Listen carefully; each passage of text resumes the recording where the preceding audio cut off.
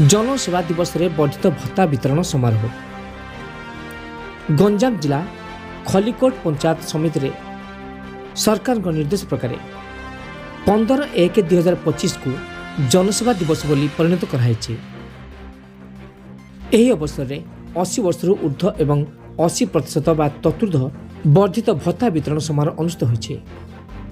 आज रे एक कार्यक्रम रे मंचासीन थिले आसिका लोकसभा सांसद अनिता सुभदर्शिनी पट्टनायक, खलिकोट विधायक पूर्णचंद्र सेठी, खलिकोट गोष्ठी उन्नयन अधिकारी देवाशीष सामल एवं विभिन्न पंचायत सरपंच समिति सभ्य भिन्नक्षम पिला नहीं बाबा माँ तत्वावधायक मैंने आसीथिले। आसिका सांसद अनिता सुभदर्शिनी पट्टनायक एवं विधायक पूर्णचंद्र सेठी निज पाखक जाई भिन्नक्षम मान भत्ता वितरण करथिले। पूर्व 1200 टंका थिला बेले वर्तमान सरकार ताहा 3500 टंका वृद्धि करथिबा जଣା पड़िछि। गंजाम खलिकोटू शिवराम जनक रिपोर्ट ओटीएन टीवी।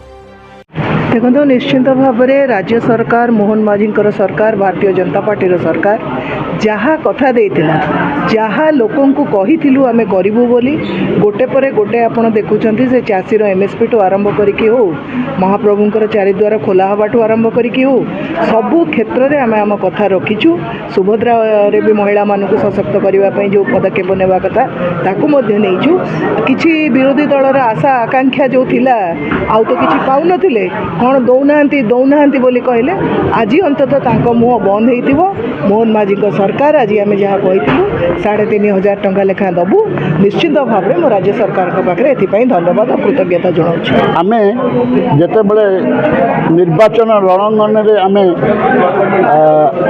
छिड़ा होइथिलु सेतेबेले आमर बीजेपी एजेंडा थिला यदि राज्य में बीजेपी सरकार आसे ताहले आमर भत्ता ये जो बुढ़ा बुढ़ी एवं विकलांग जो एते कम पैसा पाउचंती ताकू वर्धित करी आम 3500 हिसाब रे सेमानकु मासकु दिया जोटा कि आज आमर प्रिय मुख्यमंत्री श्रीयुक्त मोहन चरण माझी आपण टीवी परदरे देखुचंती से केउंझर जिले में आज से ये बंटन आरंभ करचंती।